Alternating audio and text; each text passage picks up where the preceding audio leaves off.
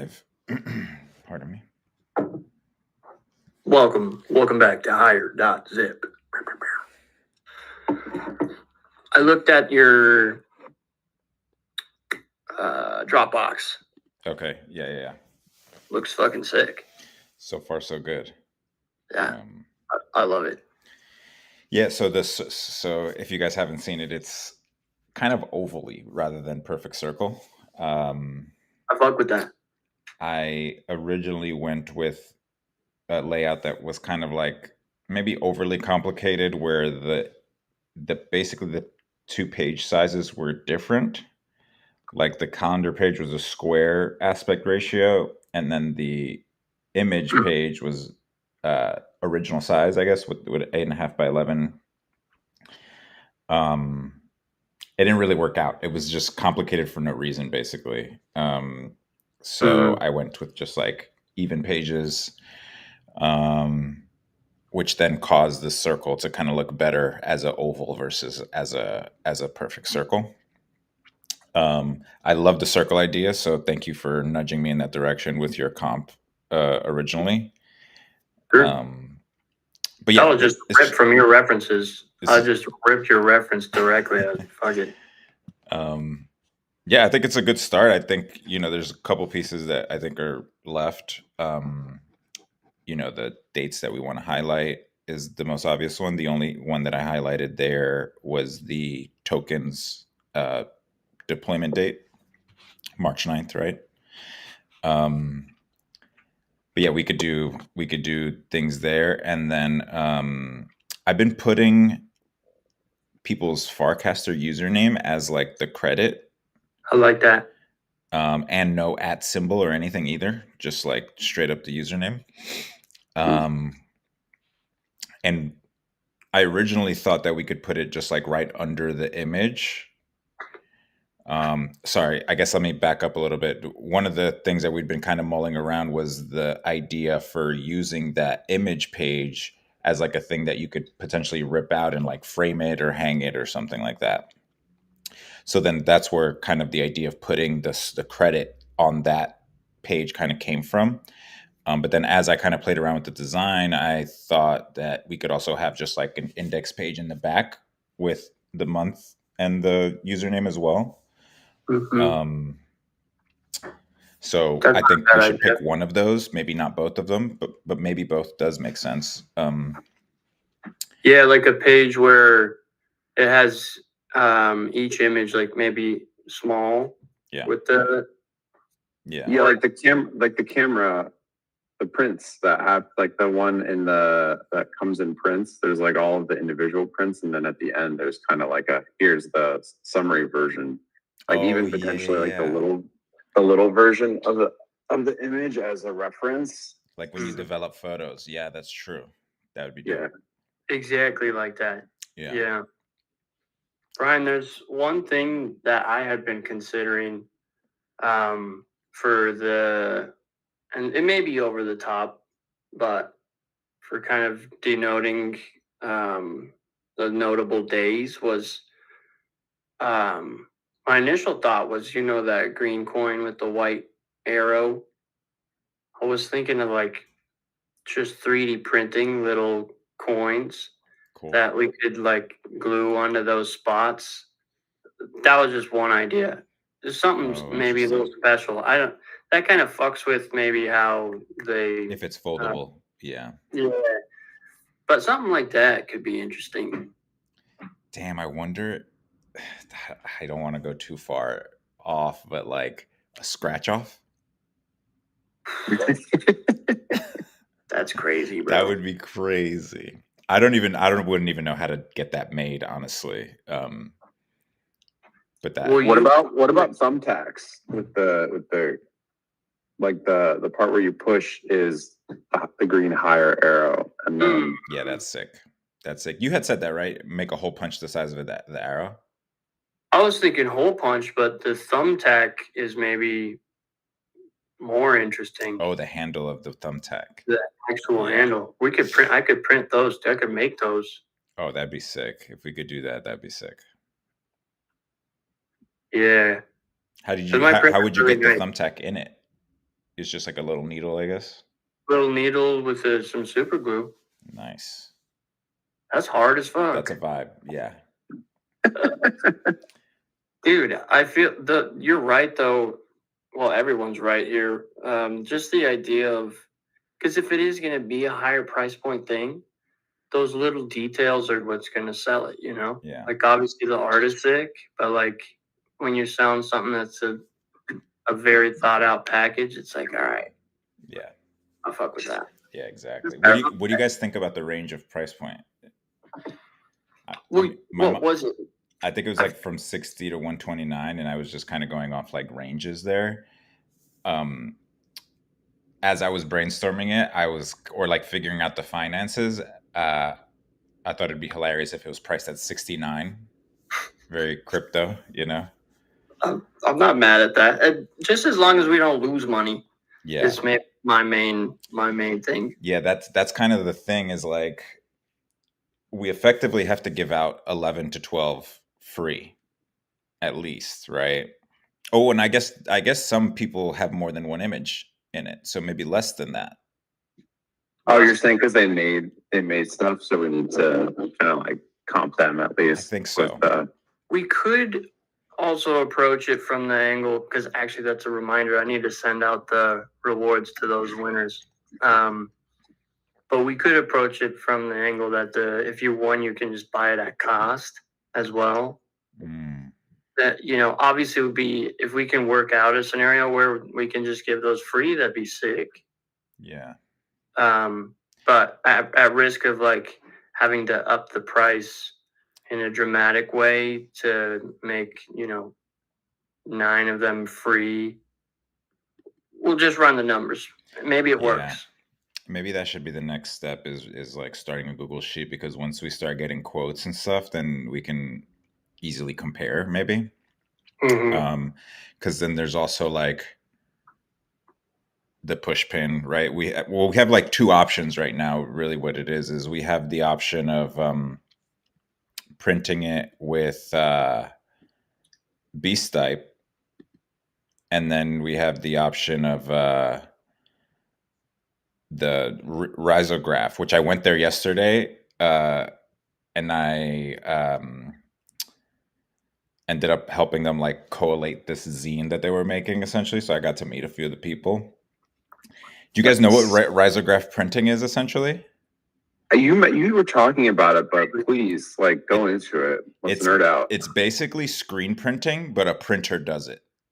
So a printer printer has the screens, and then you say like, print this screen in cyan, print this screen in yellow, print this screen in magenta, and then by the end you get the image, right?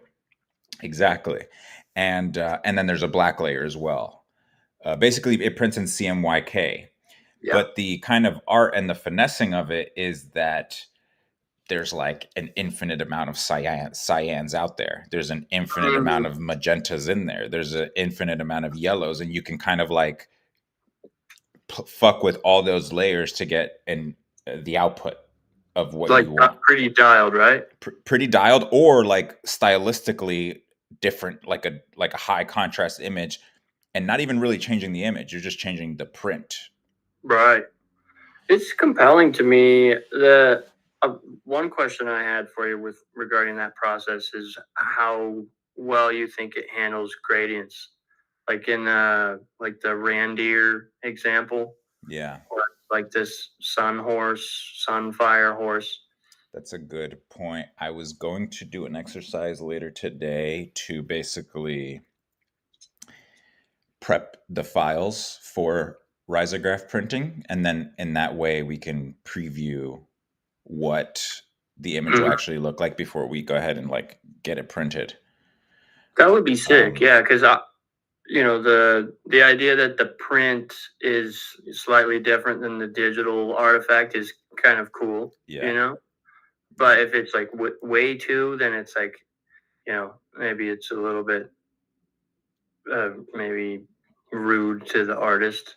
Rude's not the right word, but I'm a little bit on the fence on that, to be honest, because I think that yes, I do agree with you, but I also think it is a calendar that we're putting out, and there's like a cohesion that we should aim for with all of them, and that motif of printing in a risograph, and the fact that it, not only the fact that it is a risograph, but like there's kind of a artistry behind the printing, that essentially like, and the final product ends up being a collaboration between each individual and HIGHER.ZIP as a whole. True. Yeah, you sold me. You know, as long as it doesn't look like a totally different piece, you know, obviously stylized, great. And I like the point you made about it kind of bringing all the pieces together in a nice way, which is actually maybe the most compelling part at this point after you've described that. That's very interesting. It's a dope process because we're going to have to sit and like compare cyans. Like we're gonna be like, oh, we like this one a little bit more. You know what I mean? Like, and then we're gonna have to sit and like compare magentas. Like, which is our favorite magenta out of these 4 magentas? Which is kind of pretty rad and like insane to think about, honestly. I love that. It's so nerdy. And we can also choose, like, for example, to like not print black at all, so the image will be like less contrasty. Interesting. I need to look more into this. I just briefly last night was looking at some Rezo images, but fuck yeah. And then there's also like halftone, like the dots, like those little, like a bunch of That's what I thought maybe was going to have to be the process for some of these. Yeah, it is kind of like that. Some of them do come out like that, but you can also, like, in the process of photoshopping, change it from dots to diamonds to squares to whatever shape. But yeah, because it's a screen, it does kind of have that effect to it as well. And it's cool because when you layer them, there's like slight imperfections, so those dots are like not always aligned, and those imperfections come out like you have to like really look at the print closely to notice the imperfection at all. Which, yeah, I mean, doesn't that kind of help the colors blend in its own way? That's like, that is literally how they, I think that's how they blend. Yeah, okay. Yeah, fuck yeah. Oh, you got me sold, bro. It's just the price point is the thing. Right. But you know what? Like, if it's fucking sick, you know, like, and we sell it as fucking sick, and we, you know, do all of the things. Yeah. Maybe high price point is better. Might be the vibe, yeah. I feel like it, because anyways, like, if we're gonna get a low price point and a bunch of orders, and then we're gonna have to deal with like a lot of international shipping and stuff like that, like, I feel like this is the direction that this seems to, like, we're taking it, and then we're really kind of, it sounds like, producing it in a high quality way. Like, just think about the amount of time already invested in kind of like curating all of the pieces, Brian with the printing. Like, I think we should kind of treat it as a piece of art in and of itself, right? Sell it like that. Yeah. I mean, and then with the Rizo method, I think that, like, we don't, you know, because I think the idea with there is like you're essentially getting a pack of 12 posters. Yeah. You know, exactly. So there, like, we eliminate the creative challenge of what binding we should do. Maybe even the idea of like creating a cover, which I guess the cover is like the packaging that you're sending. You know, the cover technically would be like the packaging that we're sending it to them in, which may just actually just be a cardboard box, envelope, I mean. So is each month going to be perforated so you can? Yeah, that's so cool. But also I think it should be one poster with like the calendar below it and the image above it, and then a perforation. So when that month is over, you know, you're just kind of rolling through them. Everyone's like home is going to be room themed with like like each room is yeah, like in my like living room there's going to be like the Codian horse. Hell yeah. Yeah, that sucker's getting framed, bro. And then we could just literally have a hole punch in all of the posters, and then we put the higher arrow push pin with like, I don't know, an eraser on the needle part, and like that's the shipping right there. Done. Yeah. Oh, by the way, I just checked the stream. It seems like it's paused on my end. It's working for me. Okay, it's just me then. Okay. Oh no, it's not. It's paused. Sorry. It is pausing. Something's up with my browser.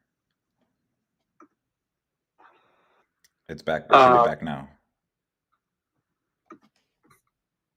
We're back.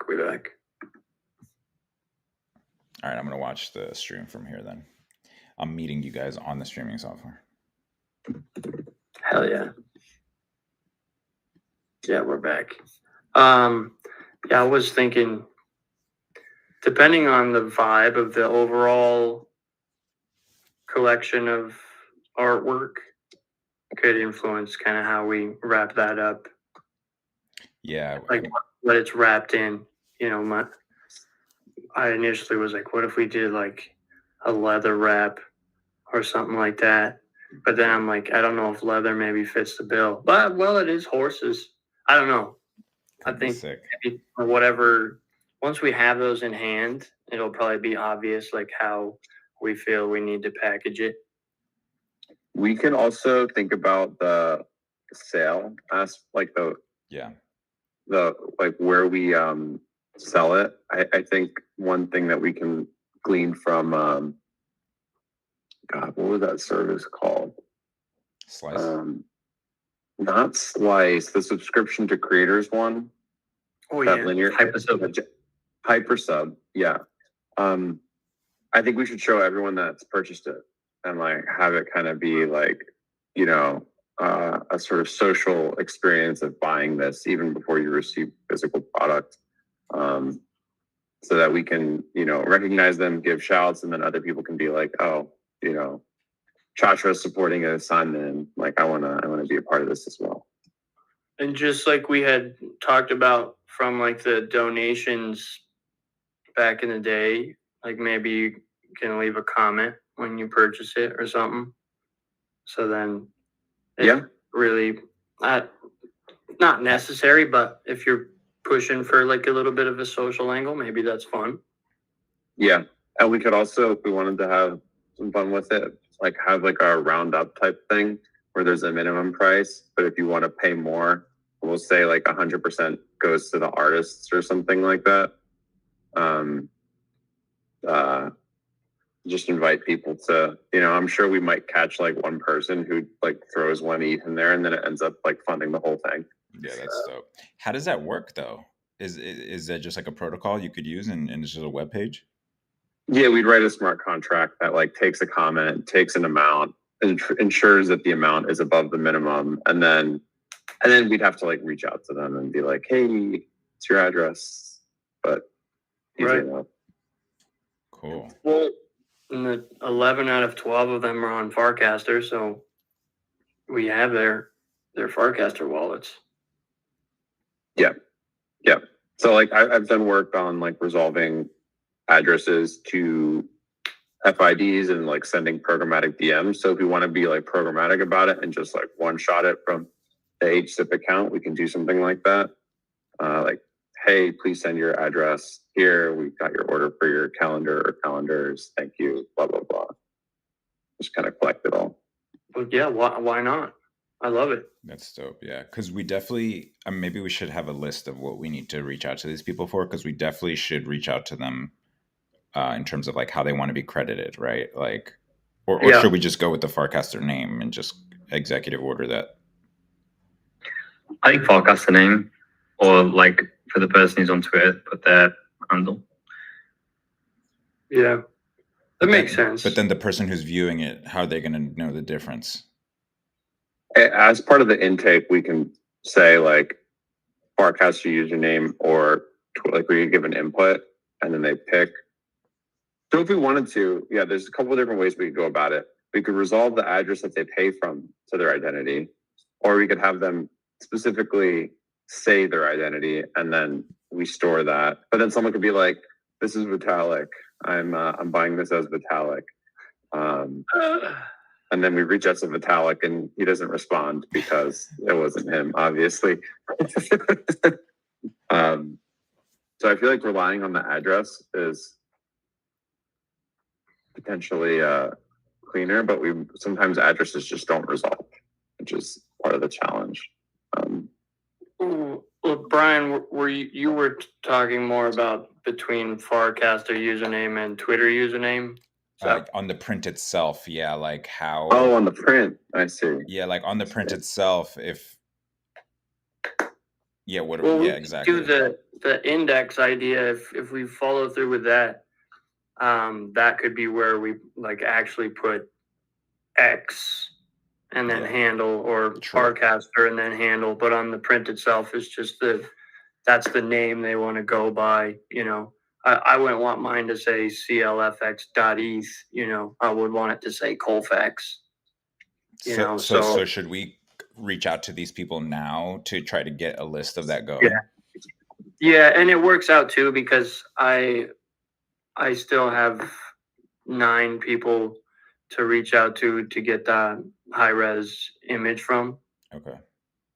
The ones I used so far were more than great, by the way. Yeah, and so I don't know if that's... I'll ask. The Firehorse, I think, was the only one that was a little weird, but every other one was like more than enough DPI and everything on there, which I was surprised from because I straight up just downloaded it from Farcaster. I'm also surprised by that, but fuck yeah, great. That's excellent. I did start a drive. I got the Randir one and then Infinite Orb one in there, but the rest of them I haven't reached out to. Okay. So I'll do that today. Once that's ready, then should I grab the images from there to get them like preview ready for the risograph so we can see what they look like, or should I just download them from Farcaster? Just do it with those. Yeah, maybe that's the fastest way, honestly. I've heard that Google Drive downscales images sometimes. What? Damn. I've heard that. I don't know if it's true, but it's just something to be careful about. Fuck, bro. Can you leave stuff in that Dropbox? Like, do you have editing permissions? I don't know. I forget how it works. I feel like if I send you the link, maybe you should, but if you don't, let me know, and then we can just use that Dropbox. I think I have like 10 terabyte storage on that thing. Okay. I gotta log in first. But yeah, we'll look at that. That's whack if Google actually does that. I mean, because that's where all HZ1 through HZ3 is on Google Drive, and I really hope that would piss me off. By the way, I'm going to do this today, actually. I'm going to put the winners of this mission on the site as well. Yeah. Okay. That'd be sick. Yeah. Google Drive, especially Google Photos storage saver setting, reduces photo quality by compressing and resizing images to save space. But you can select original quality in Google Photo settings to upload in full resolution, which uses more storage. Oh, wait. For direct Google Drive uploads, not photos, files are generally kept at original quality, but the online preview might differ. Okay. So I think you're good. Okay. So as long as I download it, basically. Okay. Sorry for the scare. It's all right. It's. I appreciate the tip off because what if it was HZ50 and then we just realized? I have to do a lot of reach outs to artists. Yeah. Recompose the archive. My God. All right. Now what? Upgrade.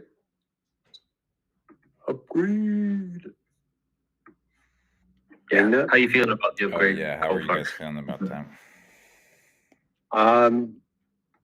Agrimony came in with some discussion points. That was a very deep thread on Farcaster. I don't think I've ever seen a longer thread conversation, but it was good.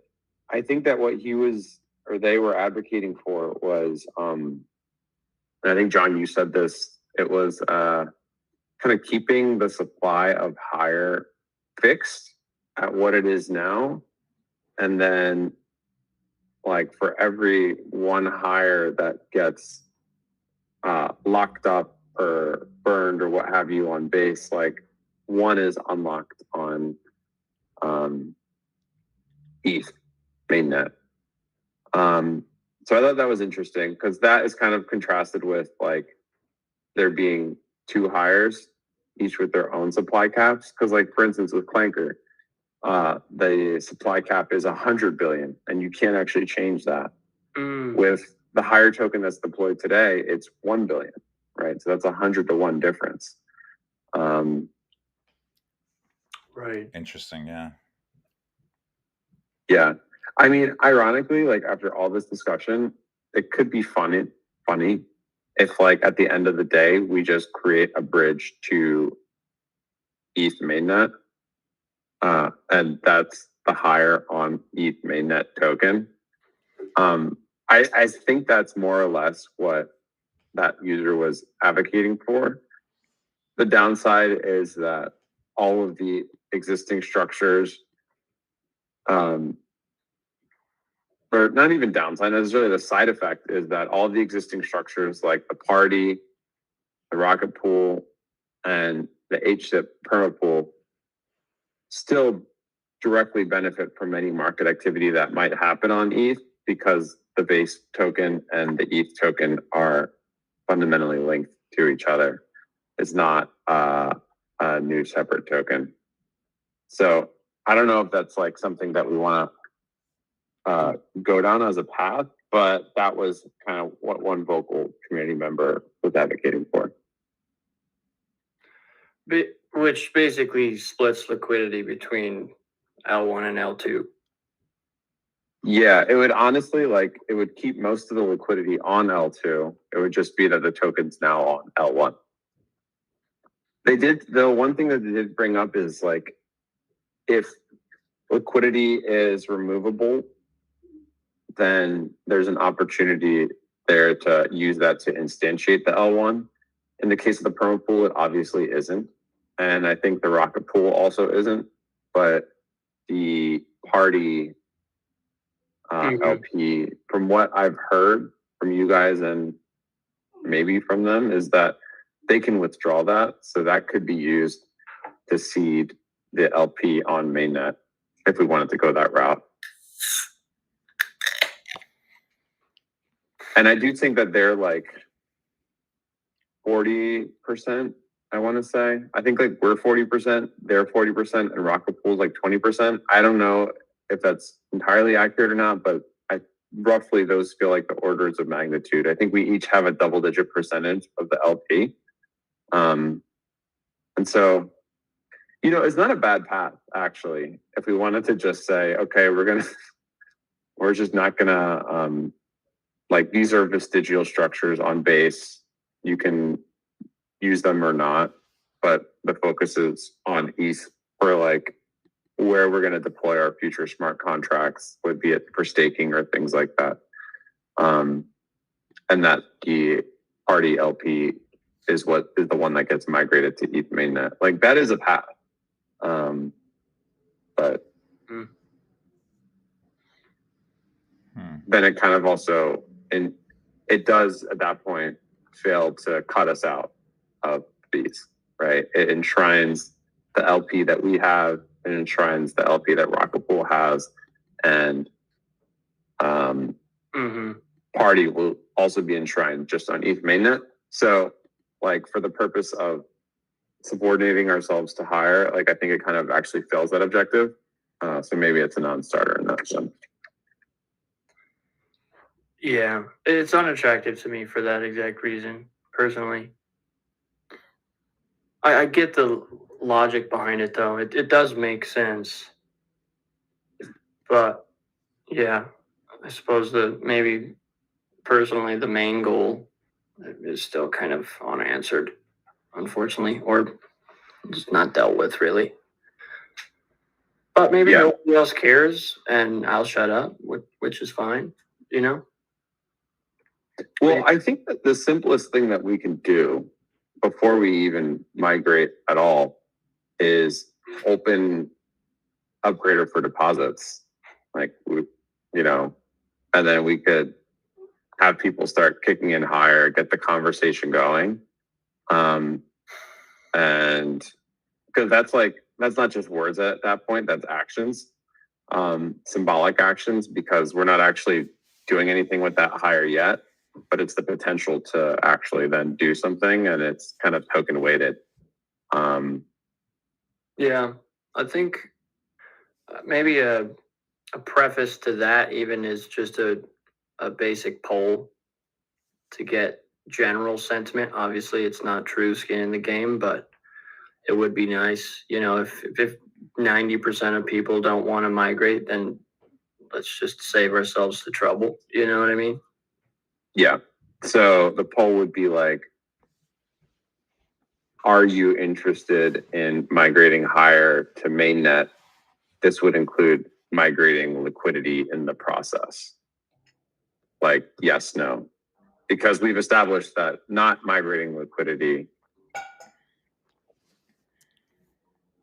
Well, maybe there should be more than one option on that poll, right? Like, do you want to migrate to Clanker on base? Mm-hmm.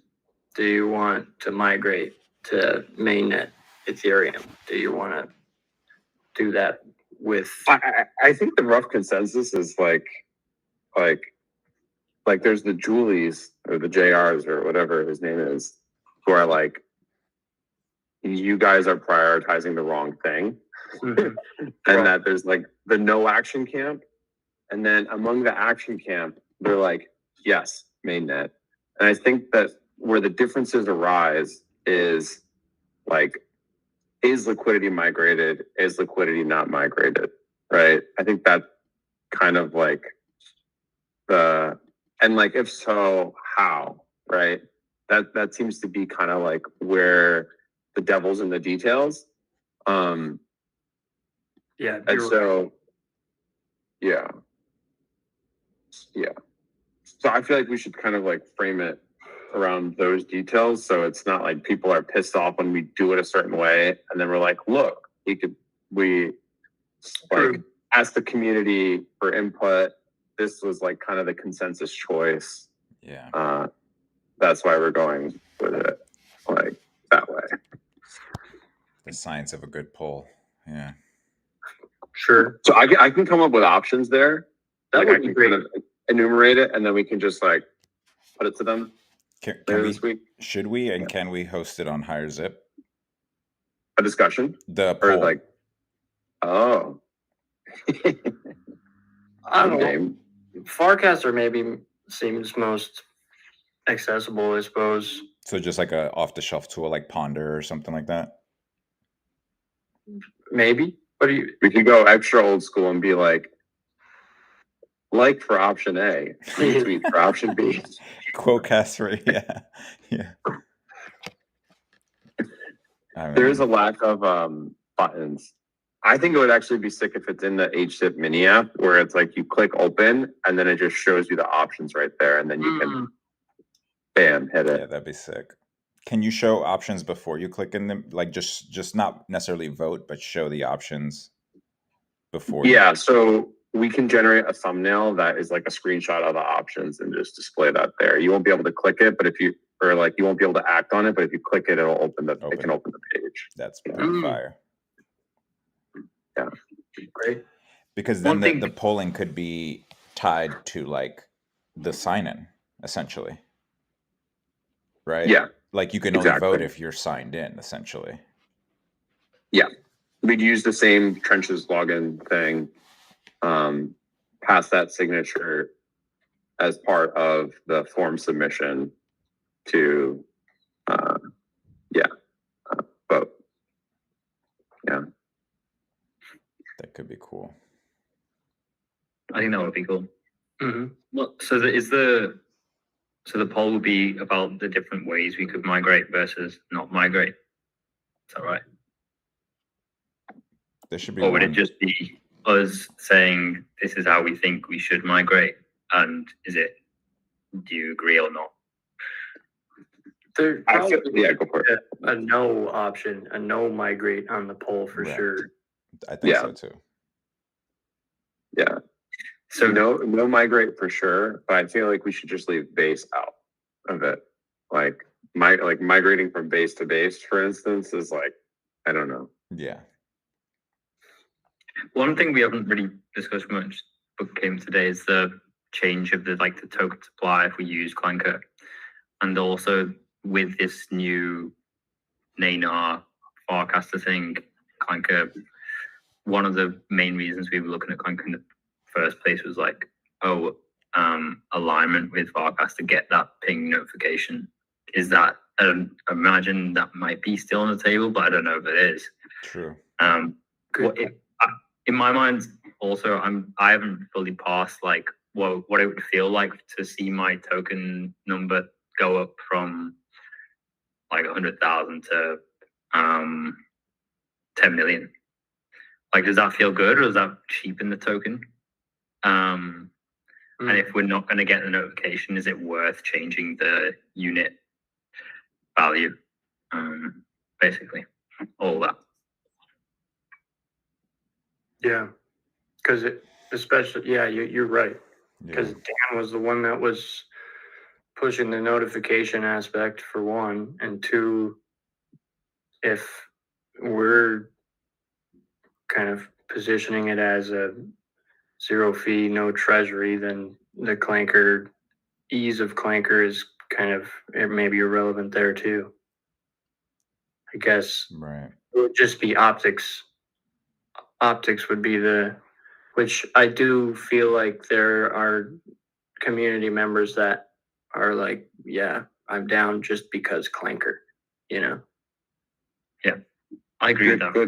Good sort of poll inclusion criteria there, right? So yeah, there's like a decision tree that we should map out. Like, no, ETH mainnet plus Clanker, ETH mainnet plus liquidity migration, right? ETH mainnet plus Clanker plus liquidity migration. Yeah. It's a lot of options. Should it be a multi-select? But we can write like short blurbs. Sorry, go ahead. Should it be a multi? No, I don't want to. Yeah, it's just a poll. I'm like thinking like multi-select, where people can check more than one box and have each of those as a like a ranked ballot or whatever. Kind of, yeah. That's not a bad idea. That's not a bad idea. That may be more accurate. Rank level of importance is interesting. Because if I'm like ETH mainnet, no fees, or no migration is my second option, for example. Whereas, if it was just one choice, you'd think I was all in. But I'm also pretty interested in no migration. Right. It gets tricky, but I kind of like that. And I think there's a few things we have to we kind of say up front, we will aim to preserve the percentage that's in liquidity and the percentage that's in wallets, like that, those sorts of things. So people are like, even if one of the options is increase supply or Clank and therefore supply goes to 100 billion or whatever it is, that doesn't mean you're gonna like that. We're not taking the excess there. You're gonna end up with proportionally the same amount. We went through this last time, but it depends on all sorts of things. But yeah, that's the plan. We could roughly guarantee it. Like,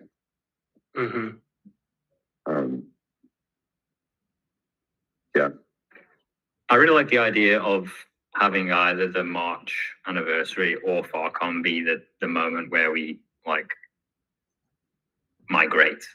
I think then you could then there's definitely, that feels good in a way that's like you have all this lead up time. Yeah. You can see if it gets to 55% of tokens are locked into this contract. It's like, okay, and I actually have all this time to, people might stop buying up old base higher tokens. I mean, all right, I'm going to throw this in there because I want more and more of this next token.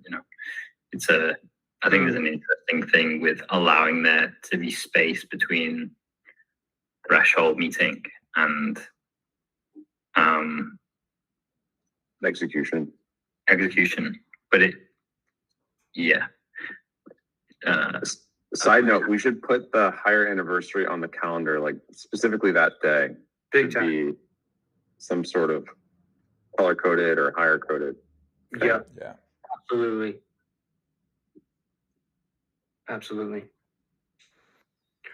Oh, that makes sense. Okay. Poll, nuanced poll with details. Is it ranking or just voting? We could do ranking. Yeah. The ranking. Yeah.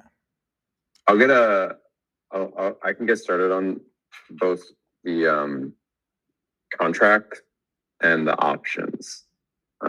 And we can draft together the options. I'll just kind of like lay out initially based on what we talked about and share it in Telegram. Sure. I actually just worked on a project that had a ranking in it, a ranking like quiz, I guess, with one of the answers being ranking. I think I could make a ranking thing on the HIGHER.ZIP site. To be honest, it's just a library. You could just a module library you can do that with.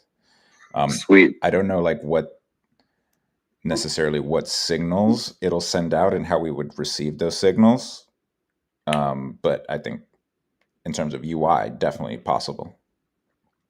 That's dope. Yeah, I think that would help a lot, actually. And also, like, I was thinking that we could store the results of the vote on chain, but we don't actually need to. We could just, if it's using some nice UI library, we could just put it in Upstash or something like that, right, and be done with it. Yeah, because it's just like a temperature check, like display. We just have to display it, basically, not really. Yeah. It's not used as like an oracle for the upgrade, go or no go. Shit, should we start a poly market? We'll hire migrate by March 9th. We all buy yes, and then we make 100x. That's our exit. Oh shit, that'll fund HIGHER.ZIP for a year, dude. That would be interesting to talk about, actually. Let's beyond the token, beyond upgrade, HIGHER.ZIP in general, being something that evolves from here in some way, shape, or form. Do people have feelings about what they would like to see come of the next stage, if generating revenue is kind of moving up the priority list? Yeah, I think it's, definitely more important, right? Like now, to have like at least some kind of revenue generating features, and if the site is our main thing, I think like, the like chat features we talked about with like airdropping and or people within the audience donating tokens to whoever's on stream, and then the most obvious one being the sell of products, like almost like an e-commerce layer. And I know we've also talked about an NFT platform being that as well. So there are some kind of things in the air, which I admittedly for me, they've kind of like moved down in priority level because all I can think about is the migration itself. But yeah, that I think it becomes more important now than ever, really. Yeah, I think the minting protocol may be top of list for me. Obviously, what we're going to continue doing, what we're doing with the calendar and and other things like that as we progress, but I think the minting protocol is really compelling.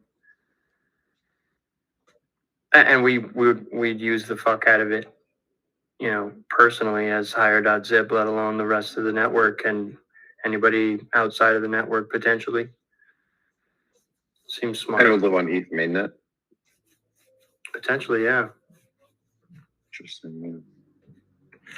I think last I looked, it's like 7 cents to mint an NFT on mainnet. Nice. Yeah. Damn, cheap. Oh, crazy. Discount. Yeah. It's not 2021 anymore. Okay. Anything feels like a discount right now. based on that. But yeah, and, it'd be interesting to, kind of hear what the community has to say about revenue and stuff. I mean, HB is just the example I keep coming back to. It's like cool people making cool shit that people want to buy. It's great. Make some money, support Higher, spread the meme. Everybody wins, Even if Higher itself or the broader community at large is not benefiting monetarily, like you don't have to split with this, that, and the other, but anything that you make and sell is just propagating the meme even further. It's great. I would love, first of all, I think it's so cool that we're doing the calendar. And I also think that like our most successful cultural artifacts are physical. So Genuine Jack is doing the merch side of things, like the clothing. I would love it if we had, artifacts that weren't necessarily like clothes. Like one of my favorite makers is Chue and Taylor. Have you guys heard of them? They always do Kickstarters. Wait, Charlie Whiskey Tango? CWNT. Oh yeah, they're dope. Yeah, I think they're in Brooklyn actually. They're fucking sick, dude. That capsule that just keeps track of time forever once you start it. Fuck, man, so cool. Yeah. I mean, they put out like a product a year or something like that, or like a couple products, and it's always through Kickstarter or whatever.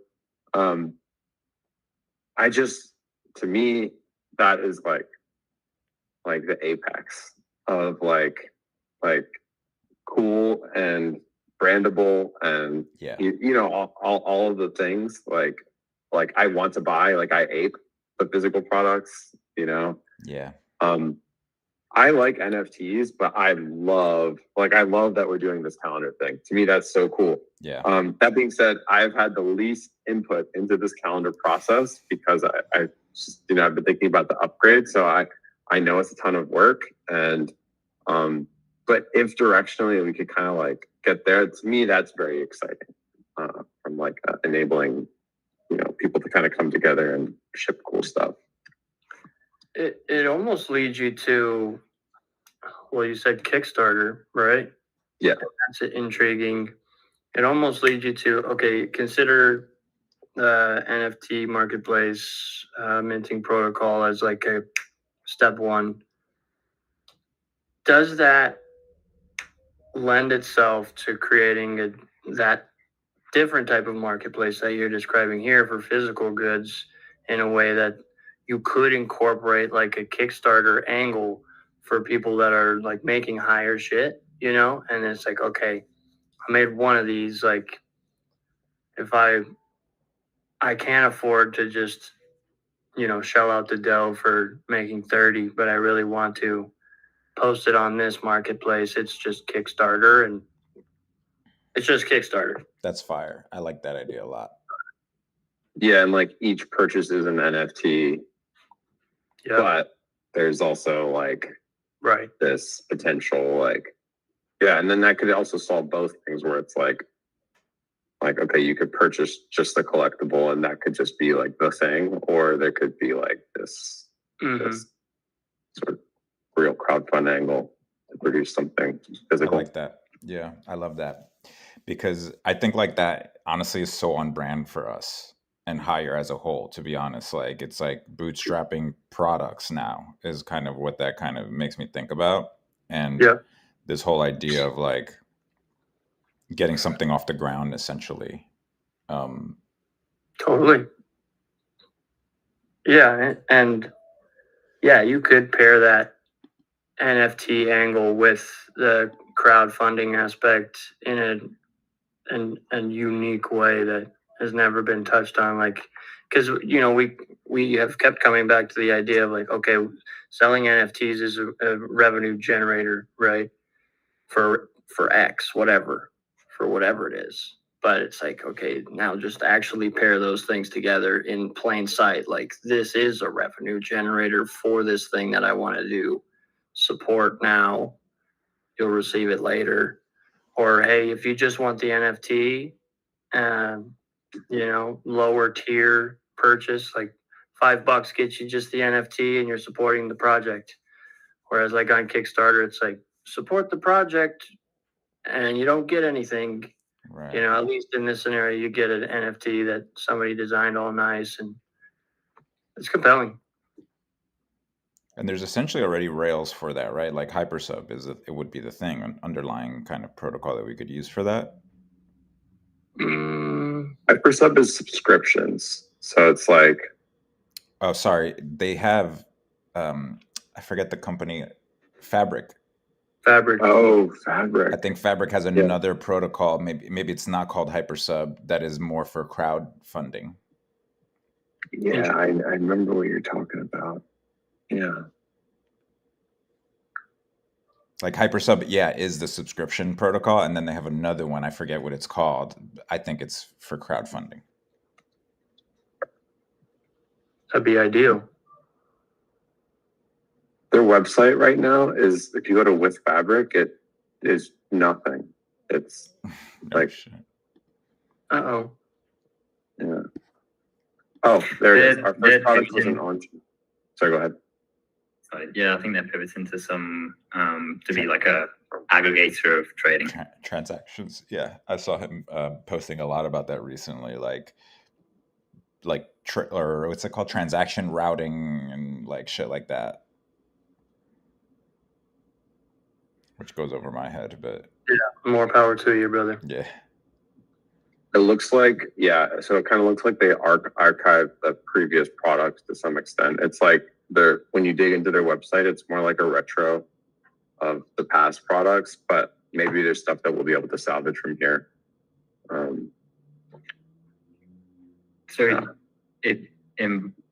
I might have misunderstood this, but like the way that I'm now imagining this is like, so people can deploy ER71 collections, and there's like an explicit part of the website that says, okay, owners of this NFT will be eligible to get this product or something, or claim the product, and they can only access that form if they have the NFT to like put in their address and stuff or whatever.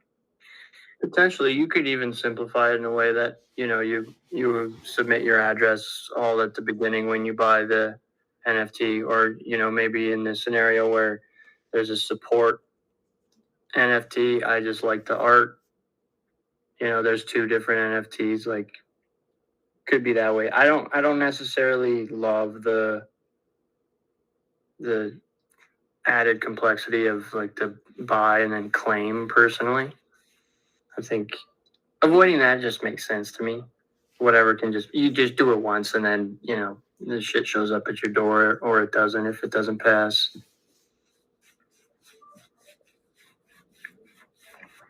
It's interesting how we would like what the user experience basically of like, oh, I'm going to go buy an NFT. Am I expecting to get something from buying this NFT? Like, how do you present that? I think you probably abstract that. You focus a little bit less on the NFT. I would say it's like, oh, and you get an NFT. It's like, if it truly is for like the physical artifacts angle, should just be presented as that. But like, I also get this digital piece that represents my support. Interesting. Yeah, I initially imagined. Sorry, go ahead. I said maybe that's an oversimplification. I'm not sure, but yeah, I'm just wondering, like, if we do an NFT market or product of some kind, like, there will be people who will use that as like there's multiple ways you could use it. One is like, okay, Cactus has a practice of like, creating higher images every day or blank spaces on it at the moment, and they can kind of upload stuff there, or they can like bank a few and then upload them as an ERC to one collection. Then there's the people who might be like, maybe Genuine Jack is like, oh, I've got these product ideas. I don't actually know which ones I should go and produce. So I'm just going to like mint them and see which one gets the most mints. And then that's going to indicate for me later on, I'm going to sell this. And then there's a third approach, which is like, oh no, this is directly a purchase, or this is directly a crowdfund. And it's kind of explicit from like the beginning. I'm just wondering if you had it to kind of all three of those user types be in one, or yeah. I don't think so. I think 2 and 3 are kind of the same as well, by the way. Pre-sale and crowdfund, I think, are probably lumped into the same category.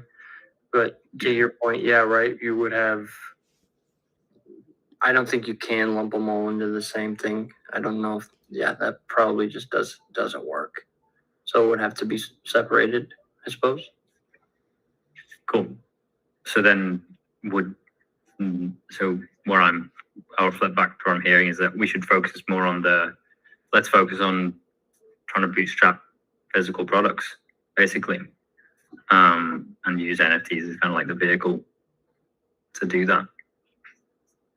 It seems like the approach makes sense to me, is figure out how to create a minting protocol platform, strictly NFTs first, and then the next step would be, can we use any of that infrastructure for the maybe crowdfunding angle?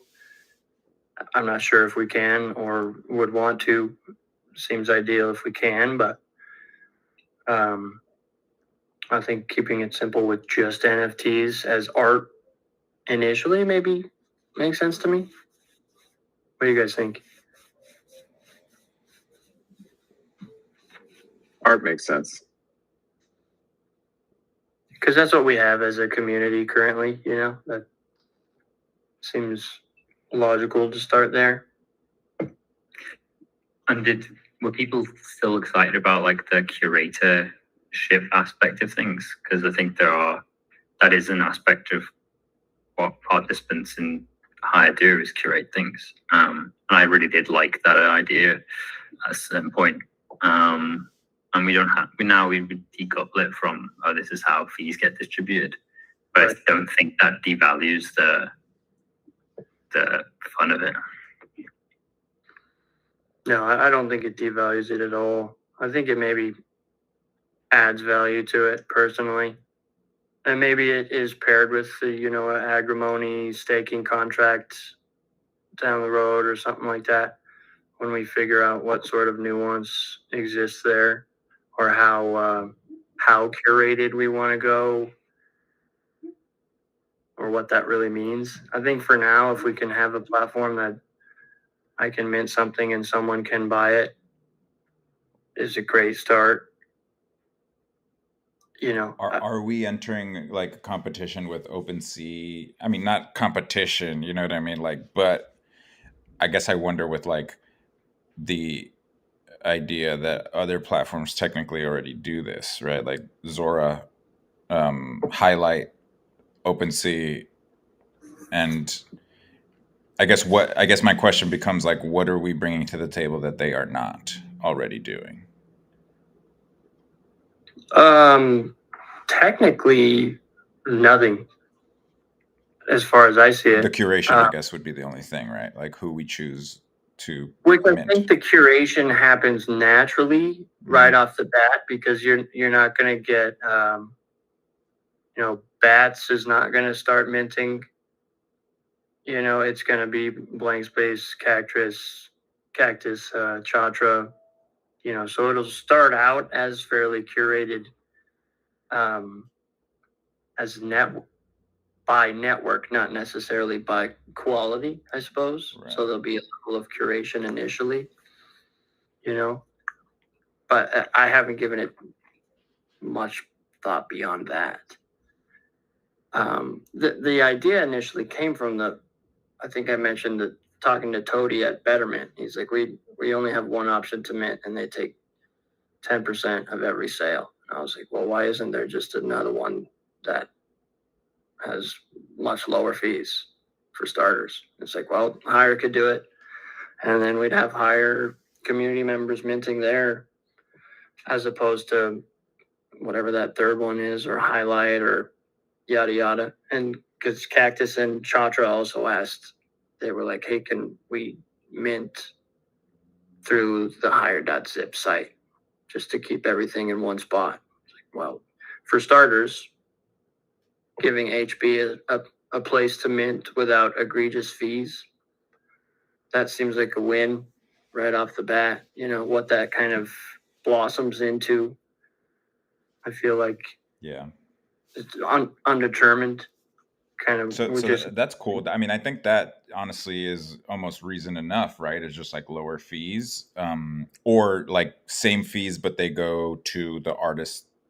I guess that does mean lower fees, maybe. Lower fees is a win for one. Yeah, and then I guess also, I guess my mind can't escape the curational aspect of it, which I know it would be financially beneficial to have it almost open and then let the curation happen on its own. But I feel like the curational aspect is like a tool that is possible for us to use.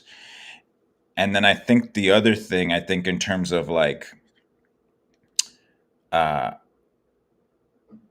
artists, I guess I put it in quotes because like, you can define it however you want to define it. But like one aspect that I feel like has always been interesting to me with publishing NFTs as art is the aspect of it technically or for a large part being tied to a platform, right? Like if there's platforms that publish art NFTs like Foundation and Highlight, but then if I mint it on there, that's where you get it from. Unlike something maybe like Manifold, where Manifold kind of just provides the smart the contracts, and the ownership is still ultimately like the wallet who deployed it, which typically is the artists themselves.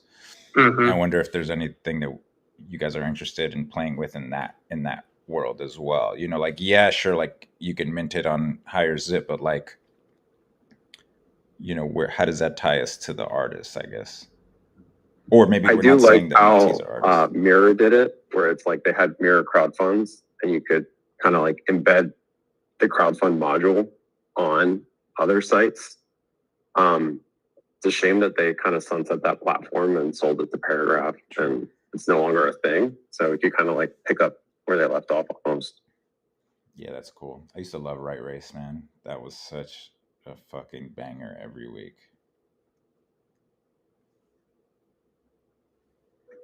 Interesting.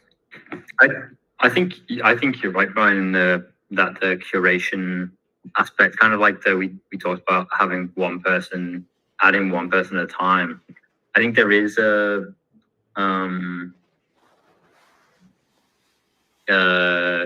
it's like culturally powerful in a way. Like, why would you use this platform? Well, you use this platform because I'm only one of like 50 people who can use it at the moment, and anyone can mint on it.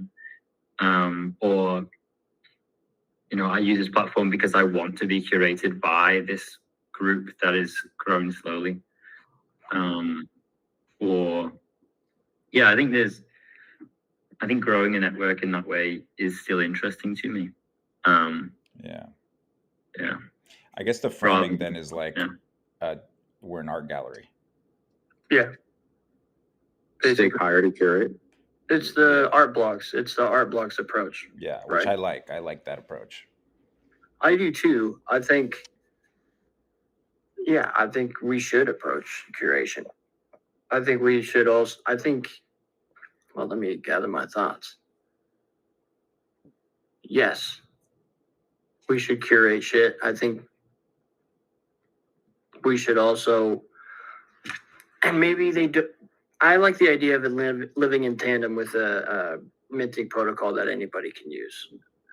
Like we talked about a few weeks ago. It's like when you go to OpenSea, it's like trending collections, and it's trending because of money.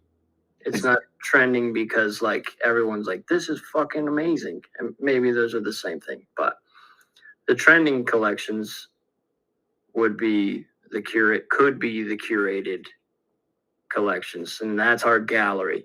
But then there's public. You click public and it's like, all right, there's dick butts and everything, over there, because anybody can mint and it's low fee. I guess my angle would be not curating our way out of making money. I think we can achieve both. Ideally, we achieve both. Yeah, I think the low fees as well is also something to consider regarding like, let's not low fee our way out of making money too. Right.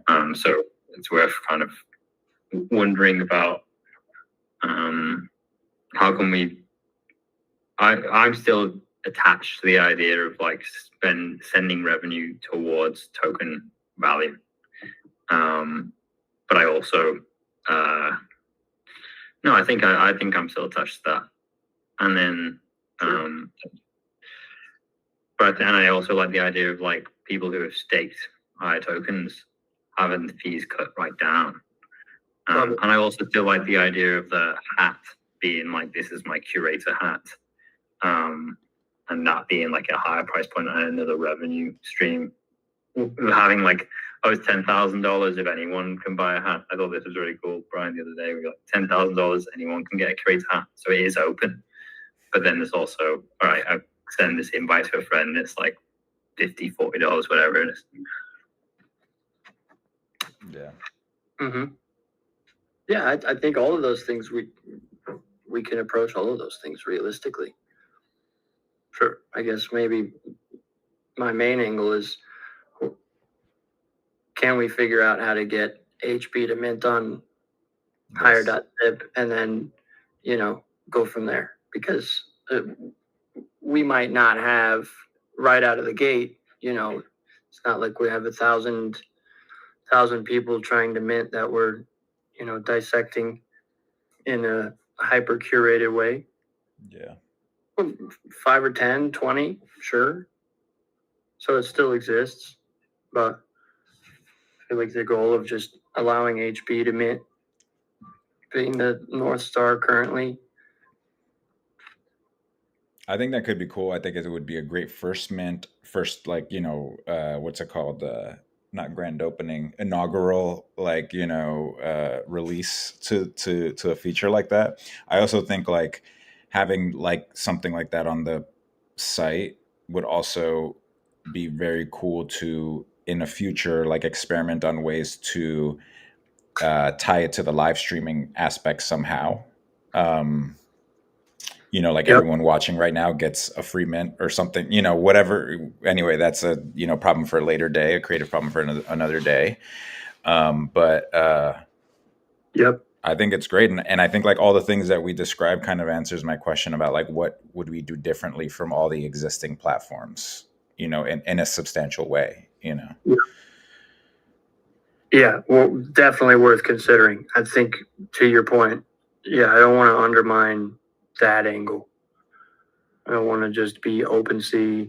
That's fucking lame, But on the other side of the token, I don't think we'll struggle with figuring out how to make it fucking cool. Yeah. I just think we need to take maybe a baby step. Yeah. So then what would be, I guess, our MVP? Oh, sorry, go ahead. One of the little things that OpenSea could do to like differentiate themselves is say, all right, we're just going to put like 2% of our revenue into buying MOG token, and that immediately differentiates them, because they're not buying what token? MOG token or something. Or they could say higher. They could say, well, I'm just going to start buying higher with some revenue, and that, I mean, I don't know. Yeah, they could just do that off their own back. They're an independent entity, and that would differentiate them. And that's what we could. He's suggesting that's basically what we could do to differentiate ourselves, is buying higher with revenue. Sure. No problem. Sounds good to me. Yeah. Guys, I got to jump in a minute, but I think that this is the seed of a great plan to build out a platform. Maybe we can get like a PRD or something drafted, or like a spec, so that we can all align on like not only end state, but also like sort of steps 1, 2, 3.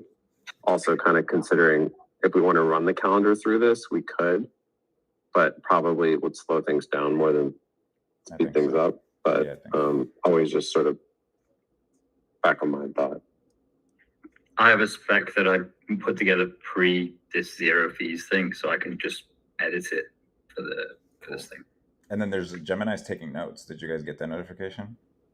Yes. Can I get those? Whoever gets them, do we all get them, or what? Or how does that work? I would love those notes. We'll get them. We'll get them. I just didn't click it on fucking last time. I finally did it this time. Sick. Yeah. I would love to keep developing this for sure. And like, yeah, what would, like, I guess my question before, it was like, what would be the MVP? And I think that's what we're kind of answering here with these points. Sweet. All right, guys. I'll send a telegram. I'll chat with you later. Peace, man. Later, brother. And then, like, further on top of that, I love this idea. And I just want to clarify, I'm not against curation at all. I think it's important, and I think we'll do a great job with that. But what I was going to say is that I love the idea of building out HIGHER.ZIP in this way, because, like, okay, we've got video. You know what I mean? Now we have 2D, basically anything visual, audio, you name it. Like, whatever your medium is, you know, you have a platform for it, a broadcast, a showcase. It's pretty compelling. Yeah, I do love that aspect of it as well. There's a lot. I didn't use it that much, but I loved the Zora. You could type text and mint those fees. Oh yeah, I do have that. Is that that's still on, right? Like you can still do that, right? Like I think it's called Canvas or something, right? I don't know, to be honest. I've kind of stopped using Zora. I think you can. Yeah, and they have like that crazy font, that like metal, neon, Zora shit, this tweaky Jacob stuff. It's fucking awesome. Oh shit, we're streaming on Zora. Yeah. Oh shit, we're streaming on Zora, dude. Fuck yeah. Why not? Let's go. Sick. Okay, my bad. I didn't know that, guys, but we have been streaming on Zora this whole time. I guess I never turned that switch back off. I love it. Accidental stream. Dude, accidentally stream us everywhere. For real, right? Let's get that HIGHER.ZIP Twitch going. Honestly, we should probably do that. Yeah. Not today, but you know, at some point. We probably should, yeah. So that would be okay. Well, John, you have other thoughts on that? The NFT aspect, the curation, I think yeah, so maybe the calendar is separate. Then the Chrome HP is like, oh, we're launching this this NFT feature now, and you can make ERC 721 collections. This is the inaugural collection. Anyone can make it. These are the fees. If you stake this amount higher, the fees go to this. And then the next thing we could do is like, okay, actually now we're going to take steps towards this physical products thing. So the first product is going to be these hats, and these hats are like curator hats. We have, you know, this many are going to be on sale for people who've staked higher. They're soul-bound NFT tokens or whatever, but they grant you access to curate this platform here onwards. And also each one of you is going to get one invite that you can use this year, and you'll get another invite next year. And you can kind of sync the beginning of the curation through that one event, and also have an MVP for this is how physical products would get crowdfunded. That's cool. Yeah, that would be kind of the way I would think it through. I'm laughing because I'm looking at the stream chat on Zora, and it's like Fastest Pappy says, "Hello, champ. Why is your coin not moving? There is no buy activity. And the trading volume is going zero." I saw that. It's hilarious. I'm like, I followed you. You follow back. Do I follow this guy? I think I do. Do I follow him? This guy has 0 everything. What is this guy talking shit about my coin for? Everything is 0 to this man. 0 posts, 0 holders, not holding anything. 0, like, dude, come on, man. Stop talking shit about me. But yeah, that's the way I think about rolling this out, maybe. Yeah, that's interesting. The curating curators is an interesting topic. Yeah, that's pretty wild. I love it, by the way. It's pretty wild. It's a meta. It's a deep. Yeah, it's deep. This is just a small thing, but from the physical aspect side of this hat, we may have to keep it small and do different variants of because you can't guarantee that you can get the same blank for forever, and I'm not about to buy 1,000 hats and hold them in my house, So we may need to start out with like runs of 25, and each 25 is different, which may be cooler. Same text, maybe it's higher creative director on all of them, and it's just a different blank or a different process. I also love the fucking Charlie Whiskey Tango thing, like keychains, fucking 3 dice, like CeeLo game set. Like it would be, there's just so many things. Like I have a dice concept that I drew up. It's just instead of the dots, it's all just arrows. Let's go. See, like cast aluminum, bro. They're so sick. Oh, I 3D modeled them. Anyways, but yes, we're on the same page there, bro. Yeah, it's dope. I mean, like it's literally not literally, but it's similar to the Supreme approach. If we could get on a cadence where like every Thursday a new higher product comes out, and like you have to get on a wait list, or like the wait list is NFTs, like, bro, oh my God, dude, they're like, that's fire. And not only that, we're proliferating the brand, right? Exactly. Like I get asked about these higher hats all the fucking time. What is higher? All the fucking time. And I told you guys, I end up just saying like, it's a group chat. Yeah. Like. And if you could then say, in the future, you could say, go to HIGHER.ZIP. Exactly. And it's a stream. It's a gallery. It's a minting platform. Yeah, they go expecting an e-commerce stop, and it's all this other theme, all this other stuff. Yeah, right. It seems like the only approach. Yeah. At this moment in time. I agree. From my perspective, at least for us 4 individually, and whoever is down for the ride at a later date. But it just seems so obvious, and it's starting to circle the square for me. I feel like we needed all this time to kind of get here where it's starting to make sense, because I'll speak for myself. I didn't know how it was all going to make sense down the road, but obviously we just needed to start, and it's starting. Yeah, it's clicking. It's clicking for me. Yeah. I mean, that's the beauty of building in public, I guess, right? Like if we would have still been baking, trying to figure it out in private, no chance we would have gotten to where we are today, No. And I think the 0 fees conversation has helped us as well. considering what higher.zip actually is outside of an entity that receives trading fees. I think that was a crutch, bro. Yeah.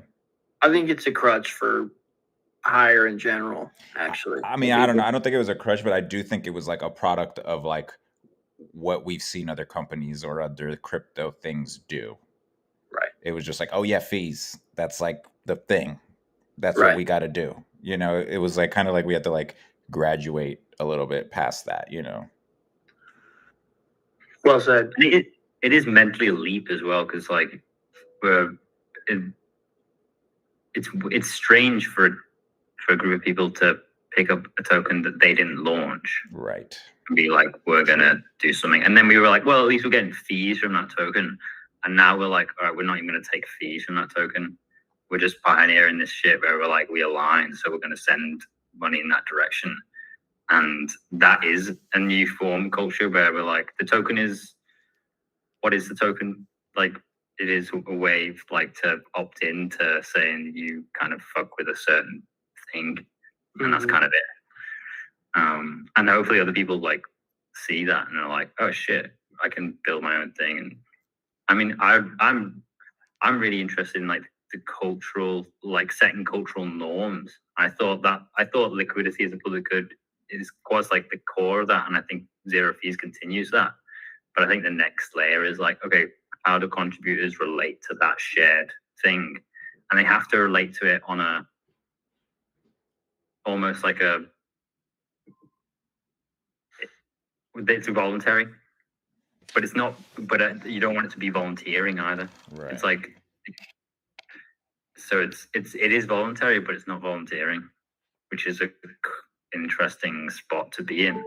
And it's the invitation is like, you don't have to volunteer, but it's voluntary, and you don't have to be volunteering.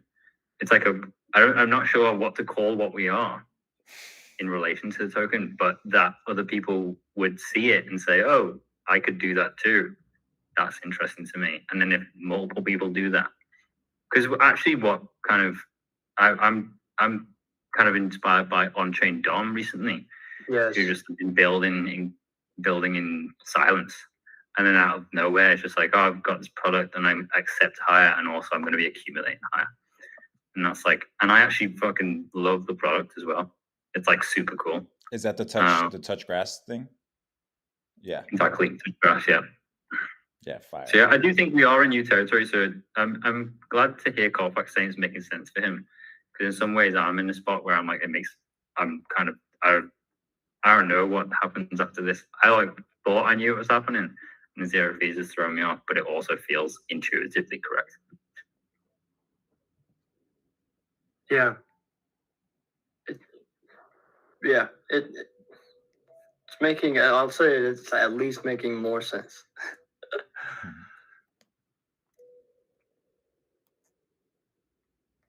Dope. So then I guess the next steps in terms of calendar, we got the start reaching out to these people to see how they want to be credited and all that. Briefly, one thing that I forgot to mention was like a forward type of thing, where maybe we can talk about the horse and like, you know, in a like meta way, I guess eloquent way of like how it ties to higher and like kind of solidifying it that way, I guess. Which I'm more than happy to get started or you know, I guess brainstorm deeper into like what that writing would even look like. And then the other one is the PRD for the minting, the NFT minting stuff. What does PRD mean? I think it's called a product request. I forget what the D stands for, but basically outlines like what we're going to use this product for and what features it'll have, and kind of like a brief. Pretty much a scope and a brief, yeah. Yeah, I can work on that too. That sounds fun. Cool. I can share what I have as well already. Please do. On the like the writing for the calendar. I don't know if you guys are into that, but like I get on my reels people who talk about like the fire horse recently, like the year of the fire horse. I think it would be cool to have some of that in there. Like, not to. I think we could stylize it in a higher culture way, but to kind of not to be predictive, but to be like, these are the energies of the year, and like, you know, if you want to like kind of invite people into this could be how higher horse year manifests for you in this higher way. Yeah, I think it would be a cool thing to look at. Yeah, totally. Like the calendar as a tool, almost, right? Like, because calendars, I guess, are technically as an object, it's like a passive object. You just like glance at it. But if we're kind of just putting this energy behind it of like, no, this is like, it's a calendar as a tool would be interesting. Which I think that's kind of what those reels say, right? They kind of like help you harness the energy that the universe is putting out. Yeah, and also kind of like the creative act of the book itself. Like you read a chapter and it kind of gives you like a frame or a way of seeing. Like to if that blurb was like a way of seeing, it's like, oh, welcome to the year of the higher, or the year of the fire horse, higher fire. Then this is what's happening, or this is what, like, this is how you could see things this year. Cool. Yeah, I love that. That's good. That seems right up your alley, John. Yeah. Do you want to write that then? You want to start on that, or? Yeah. How many words would that be? I can have a go. Whatever we want, really. Depends on how we want it to look on a page. If we want it to look substantial, I would say like like 600 to 1,000 or something like that. If we want it to be just like single line or something, then like 300. I do think it would it'd be better as something more substantial. So I would say like closer to 1,000 if possible. Cool, I can do that. Or I'll have a go. Yeah. Fuck yeah. Nice. Did you want to have a go at that, Brian? No, I'm more than happy for you to do it, especially since the algorithm is already choosing you, you know? Thanks. I mean, yeah, I'm just, you know, have you heard of the woo scale? Nah. So that, you know, like woo shit. There's like, I think on the woo scale, like 0 to 10, I just, over the years, I'm just slowly moving further and further across to be more and more woo. So yeah, that's that, and my reels are reflecting that. Nice. That's why you need to be the one to write this, John. Yeah. In my opinion. Yeah, I agree.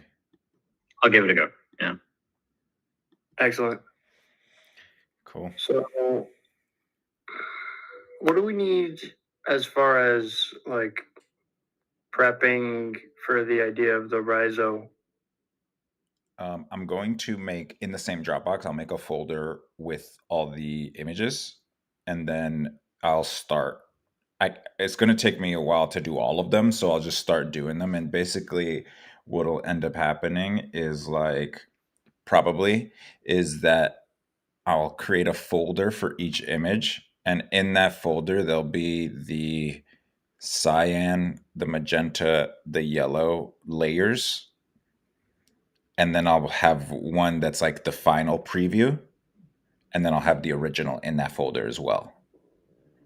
Crazy. And then that way you'll be able to like basically toggle on your computer like back and forth between the Rhizo preview and the original, so you could like quickly see the difference. And honestly, this all to me is screaming of marketing material, by the way. So I think that like the before and after could be a thing that we start to share on the HIGHER.ZIP Farcaster. Yep. Great. You know, just to be like, I mean, maybe we, if we're going to go with that route, maybe we just already come up with an announcement. Maybe I could just write up an announcement real quick, and we can just start over the course of the next few days being like, this is by this person, and this is the original, and this is what the Rhizos, this is what, maybe even just start educating people on what a rhizograph is. Totally. That might be like a social media strategy starting now. Why not, right? I think why not? And really, also, I'll hammer it on Twitter too. Cool. Because I feel like we need to. I've been lagging on the HIGHER.ZIP stuff with regards to Twitter. So I think this is probably just the perfect time to really, kind of start broadening. Even, Firefly app. It's basically it's a Farcaster app that posts to X, Farcaster, Lens, I think, even, and some other fourth one. To do like multiple platforms at the same time type. Exactly. So I think I'm gonna dive into that with the HIGHER.ZIP account and kind of. That'd be nice. Fuck it. Let's post on Lens. Who cares? Yeah, honestly. If it's automated like that. Yeah, if it's automated, why the fuck not? Honestly, blue sky, bro. Like, let's fucking go in. That might be the fourth one. Yeah, fuck it. I'll just check all the boxes. Why not? For real. I'm trying to vibe code a tool like that for myself. Please. Because there's just too many platforms, man.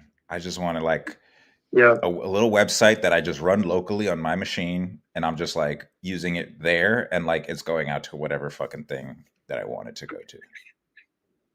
I would love that. Yeah.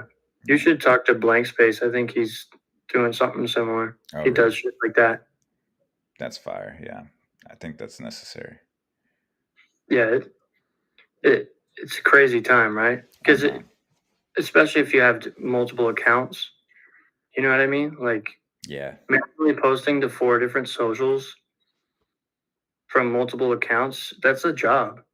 That's like a full-time job, bro. Yeah, for real. It's crazy. And then not only I want my own, like, the text box on all the platforms, like what's happening. I want that as a widget on my desktop that I can just, I don't need to be anywhere near the feed if I don't want it. I can just be like, drop images in there or drop words in there and just send. And I don't even see the notifications. It's just like, it's basically, my notes are public. Yeah, that's fire. That's a cool widget. That's actually insane. Yeah, I love that idea. Because that is that's the issue there, right? That's like one of the main issues is like, oh, I have an idea of a cast or something. You go on, and then all of a sudden I'm like scrolling down the feed, and like 20 casts down, I'm like, oh yeah, I came here to like cast some stuff. If I remember it. If I remember what the thing was, Or I'm like, I don't want to say that anymore. Yeah, exactly. No, you wanted to say it, bro. Now you're just cooked. Yeah. Yeah, I love that idea of a widget. Like basically a window that's always on top of all your other windows. It just fucking chills there. That's good. That is good. That's a cook. I think I don't know how it would work, but when I started thinking about it, I was like, oh, I'll probably need like APIs and shit, and I don't know anything about that.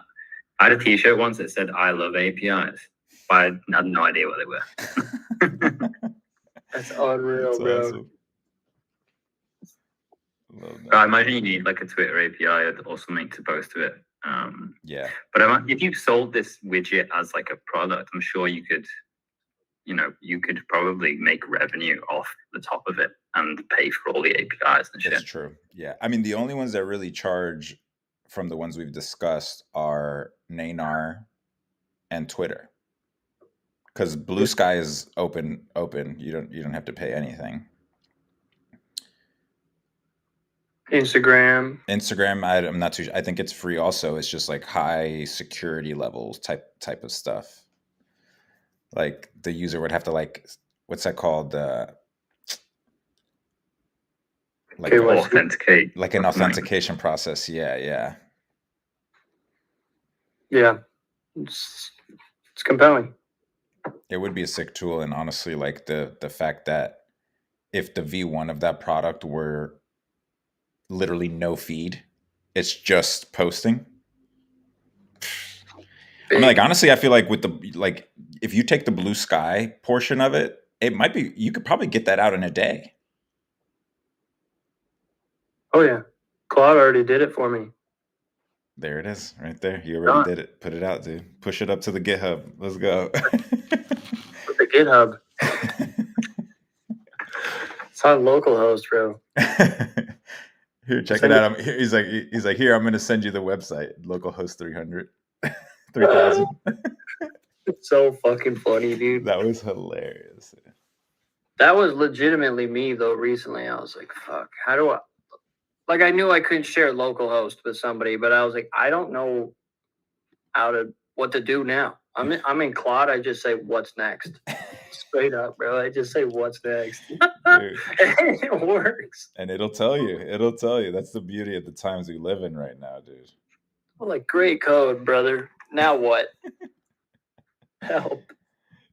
It's real. Now what do I do? Yeah. Exactly. Hey, I'm gonna model up one of those push pins too, see if it even looks good. And I might look into the custom hole punch too, just to gauge those. I think doing one of those at least is worth looking into. Yeah, definitely. It would be great if we could get our hands on it and literally punch holes in things and see like how the arrow holds up to that. Agreed. And you also reminded me about the spreadsheet that I'll do as well for like the cost comparison stuff. I mean, it seems like we're pretty sold on the Rhizo thing as well, but I think it's still valuable to get that in writing. Yeah, and I like that we kind of settled on it just being premium. Yeah. Because fuck it, let's do it. John's right. He always says, just do whatever you want, make it how you want it. I love that advice. I just come from like my day job, which is like saving big brands pennies and worrying about, costing all day long. And I'm like, in my personal projects, I bring that over and I'm like, dude, you're such a loser. Like, stop. So I need to break that habit here. I think some of that is valid though, because like at the end of the day now, especially with the 0 fee token, we are a business and there are times where we're going to have to think about some of this stuff since it's like, at least for now, coming out of our own pocket, Yeah. You need both. Like they're two wings, like magic and cynicism, both at the same time. Yeah. I'm lopsided sometimes. And I end up like Nemo. And I wouldn't know how to be cynical in the world of products and engineering, really. I had no idea. I tried to make a poster for Beings Club. I went to these people that were near me to print it, and I got there and they printed it like 4 different ways to show me. And then they were like, and then we got into this conversation about how it's like the brightness on my laptop had made the colors different than how they were printing it. So like it wasn't going to work. They were like, you can't get this, like these colors, the way we're printing this, you can't get this color. Like if you want this color, we can't do that color. And they were like, if you were to change the brightness settings on your thing, that would also change. Like you sent us this file, and we've printed the file, but the file looks different on your computer than our printers interpret it. And I was like, this shit's over my head right now. Yeah. My eyes see colors. I want this color, please. Just make the damn color, all right? I get it, though. Yeah, we know what we know, right? Yeah. That's it. And we keep learning. God damn. Okay. What else? It's been about 2 hours now. Yeah. I think we have enough actionable. I think so too.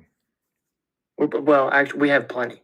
Yeah. I'll say plenty, actually. We have maybe a lot. You might say a lot. So feels good. Yeah. Yeah. I'm proud of us, actually. I'm very proud. I don't know. I feel really good right now. Well, and also, I think maybe a little bit of why I feel good is because distracted by a calendar as opposed to tokenomics is like where I want to live. Yeah. Like thinking about that shit's not for me, bro. It's really not. Yeah, that I was gonna say actually to your point. I've just started watching Industry. Have you guys heard about this show, Industry? It's a UK show, and it's about like the financial industry in the UK, but also like the world because obviously the world of economics. And I find myself watching the show. It's a fantastic show, but there is a lot of cynicism in it in the world of finance. Fucking people are backstabbing each other for, I mean, they're backstabbing each other for billions of dollars, which I guess is valid, right? If $1 billion on the line, then like shit, okay. I can't relate, so I don't know. But I always find myself thinking like I would never survive in the world of finance, dude. I would get eaten alive, dude, just on like the fact that I want to be a nice guy or something. Like dude, just be like I would be devoured. I would never just. Yes, it would. No nice guys. And so yeah, I'm also glad, and my eyes lit up when uh Cameron was like physical products, and like I was like, yeah, let's fucking go. Let's fucking go that route, Dude, hell yeah. Been waiting for this moment for fucking 2 years. Yeah. So let's bang that shit out, bro. Let's have fun. Well, I think what is helpful about where we are as well is that we actually gave it a good go with the tokenomics. Like we tried to make it work based on what was there, and we actually came up, I think, with a decent model where we were literally distributing higher for higher activity, and really not making that many fees, but we were like distributing higher to people who were going higher. And now we are kind of are well positioned to say, actually, we think zero fees is the right thing, and it doesn't mean that we're just giving up either. So I think it's cool where we are, and yeah. What do you we think have to go through it. Sorry, what were you saying? Sorry to interrupt you. No, I was finished. Okay. What do you think happens if the no migration passes? Right, like. What do we do with the perma pool? Because I've already accepted that we don't receive fees anymore. And that I wrote out a whole fucking post about fees and HIGHER.ZIP and yada yada that I never posted because it was a little jaded. So I just got rid of it. But the fees are negligible anyways, really. I calculated over like 5 months we've made. I don't know what it was. It was basically $40 a month per person ish. $40 a month. It's like,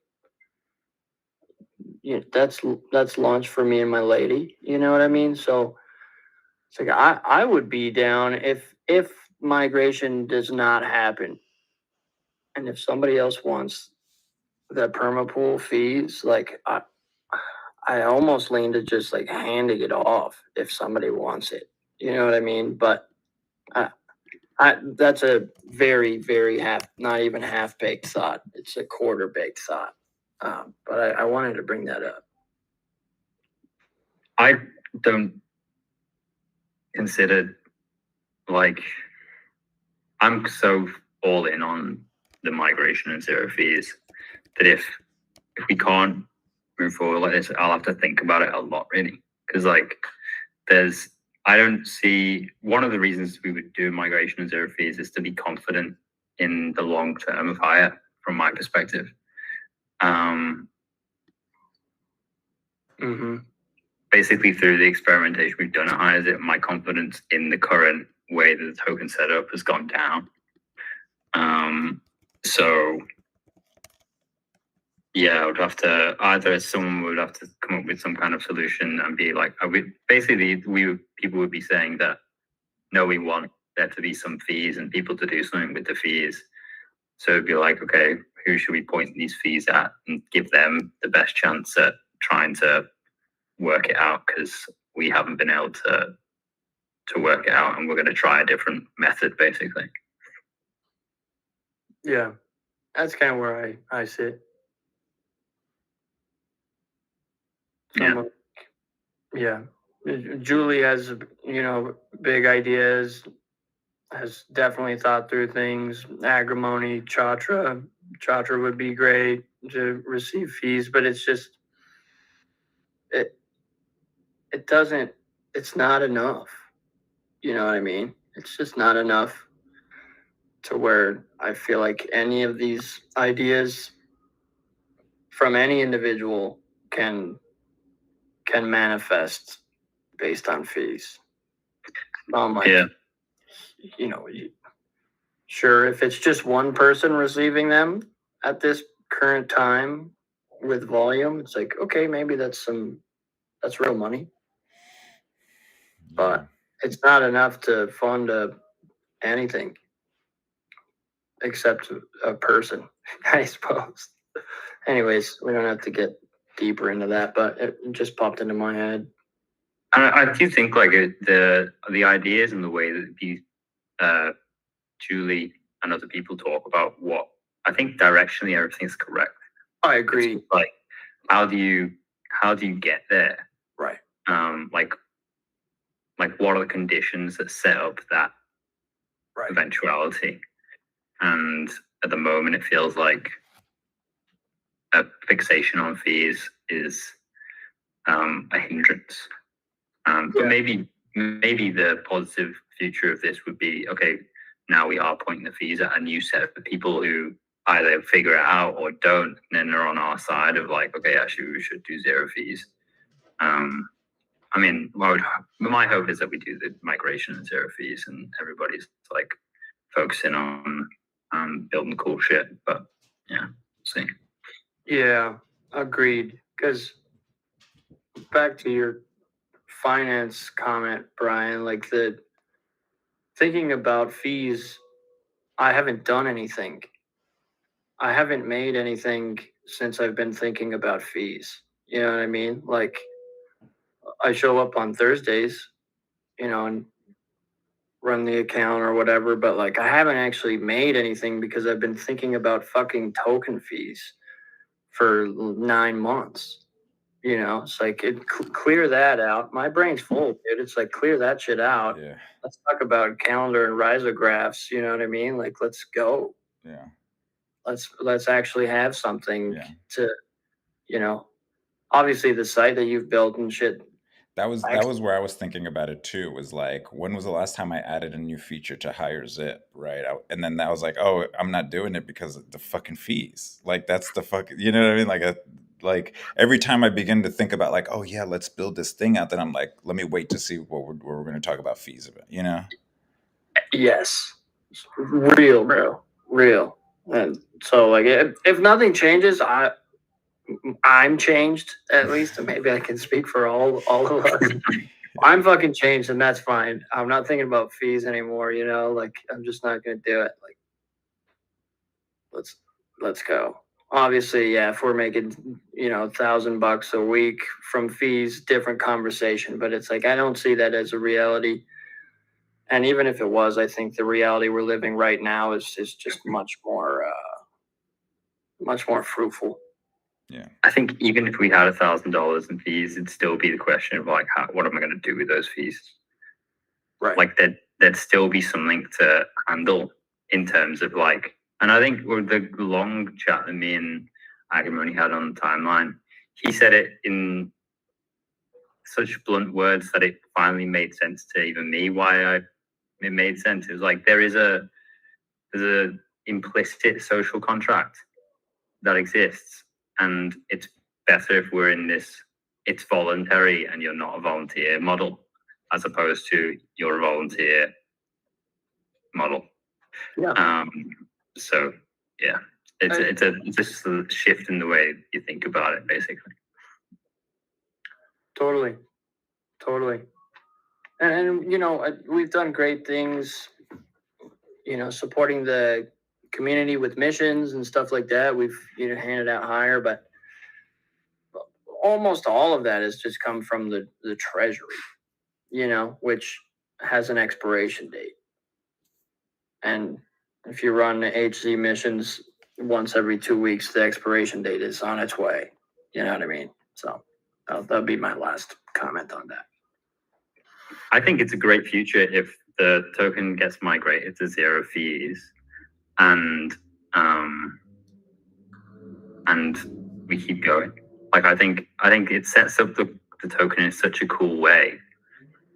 Like people will be like, why the fuck are these people doing this? Why are they sending like whatever percent of revenue towards this token and not taking any fees? They don't own the token. Well, they do own the token, but they don't. It's not their token. It's everybody's. Whose token is this? Oh, it must be HIGHER.ZIP's token. And we say no, it's not our token. Right. Whose token is this? Is such a fucking awesome framing. That's a t-shirt right there. Whose token? And it's just the CA, dude. The CA, and it just yeah, says, exactly. Is this? Oh no, dude. That's crazy, bro. That's a good one, bro. Actually, we might have to write that one down.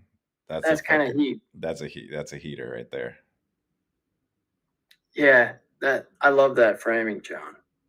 And the voluntary, not volunteer, is also beautiful. Yeah.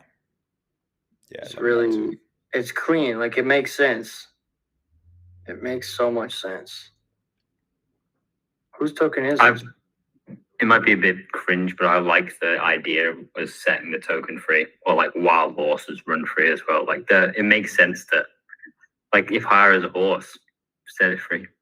Like, isn't it? Why is it paying rent to people? Why are you harnessing it? Yeah. I saw an analogy. Sorry, it's real quick and it's not worth. It doesn't go off in a tangent, but I saw an analogy about that. And I don't know if this is real now. This is actually on my list of to-do items to check whether this is actual fact. But they were, but the thing was referencing like saying that a crow is the only animal like brave enough to attack an eagle. And the eagle never fights back. But usually what the eagle does is literally just flies at a higher altitude until the point where like the crow can't stand it and then gets off and like doesn't attack it anymore. And the analogy was that like that's how people should operate. I think it was like a business advice or something like that, where just like don't focus on people who are attacking you. Instead, just like try to make yourself better. Aim higher. Exactly, aim higher. Which I always like. The reason I want to fact check it is because I think that would be a dope motif to use for HIGHER in some way. Although the thought, and this is a raw idea right now, but like the other idea that follows is like if we're a horse and not an eagle, like then maybe it doesn't work. But like I don't know. I haven't even followed the idea deep enough to like know whether I'm going to pursue that or not. But hey, fuck it, we're an eagle too, bro. Yeah, right. Maybe after we go to mainnet, then we become an eagle. You know, from horse to eagle. Dude, Enio Waith back in the day created this GIF. This is my favorite thing that I think that's ever been created with HIGHER, which is it was an eagle, and he did so well with typography as well. But it was just this kind of low poly animated eagle just flapping and raising and lowering in this. I'll share it. You're gonna fucking you may know what I'm talking about. No, sure. I haven't heard. I don't think I've seen it. Definitely share it. Gorgeous. It's fucking gorgeous. But yeah, I love that. I'm picturing like just a black bird, just a silhouette, and just a white bird that's just a silhouette right above it. And they're like flying parallel. That's cool as hell, man. God. Yeah. Oh, I was going to say, I reached out. I messaged Light because he's back on Twitter. Yeah. And Forecaster too, yeah. And I just wanted to check in on him first. I was like, "Are you good, bro? Like, glad you're well." But I asked him, I was like, "What's your perspective? We're thinking about, migrating the token to mainnet, 0 fees." And he said the most perfect thing for himself. He was like, "I don't really have thoughts on that, but it seems like you guys have thought about it." I was like, "That's amazing, bro." Sick. He said, "Maybe reach out to Martin." Yeah. I was like, Dude, that's so badass that you answered in that way. Like, that's a perfect response. No, it is a sick response. It's like I've seen artists do that too. Like, oh, what do you think about Prince? And then the response is like, I don't think about him at all. Oh, shit. I love that response. Yeah. Yeah. It was like, it sounds like you guys have, it's well thought out. Fuck yeah. All right. Love it. I was gonna send a subliminal cast out the other day where I think we talked about it once on a stream where it's like, you know, the idea that people perform on the internet and then they make a lot of money and then they disappear from the internet and then they come back to the internet when like they have to make more money or something, or seemingly have to make more money. Mm-hmm. And then as I was writing it, I was like, oh, this seems a little too directed at light, honestly. So I never said anything. You know what? Yeah. Well, it's like you need distribution again. Yeah. That's the thing. Like, it turns out he wrote a book. Oh, look at that. So he wrote a book and, you know, left the internet for a while. Now he's back because he's like, okay, I have this book. Now what? Yeah. People don't know about it. Exactly. How do you tell people? As an extremely internet native person, like, yeah, it makes sense. You're not going to just go to your local library. And everyone's going to know you. Yeah. I mean, yeah, it's true. It's like, but like, what is this? What is then the solution? Is it just like act like you've made it already? You know, tweet as if you're already rich. Is that, you know what I mean? Like, that might be it, right? Like, because what else are you gonna do, right? It's like, just be yourself, I guess. Just be yourself. I don't know. Dude. Always be yourself. Mm. I don't know. I think it's cool to watch like Return as well, in terms of like the fresh startness of it all. Because what I've been noticing is that first post pops off because, oh, you're back. Second post is like, okay, what now? And then people don't really. He's in a cool space where people are like, I don't know if I'm still with this shit. Like, you almost have to build your thing again. Like, I'm definitely interested to like see, okay, where does this go? Am I going to enjoy this book? What even is the book for? Right. I think Higher's in a similar place as well, where like it will be like hitting the refresh button and being like, all right, what now? And like it'll probably get some attention. People will be interested, but like, are you guys dumb? Like, why did you turn fees off? Right. Yes. You disappeared for 6 months and now you're coming back with a book that you're releasing for free on the internet. Are you dumb? Like what? But in a similar way, I think that I kind of trust the process. I'm sure Light does too. And it's cool that he gave that response. I like that he didn't. I like that. Yeah. Because I think that's what we're doing as well. Yeah. We're doing a bit of this, like. Agreed. Both what we're doing now and his response that he gave. Well, I'll preface with this. I feel like Higher has been trapped in like trying to be right curve, you know, just really, really thinking right curve and not quite making it. And then like what we're doing here with Zero Fees mainnet and what Light said is just left curve. It's like Zero Fees mainnet. I don't have an opinion on that. Sounds like you thought about it. Just fucking left curve, move on. Right. You know, set yourself up for doing whatever the fuck you want to do. That's that. Yeah. I think we set ourselves free with this move. And he set himself free with that answer. Yeah. Facts. Yeah. Yeah. Well said. That's maybe the ender. Boom. Boom. Okay. Well, let's get to work, gentlemen. Yeah. Yeah. See you guys on the Telegram. Yes, you will. All right. Peace. All right, bitch.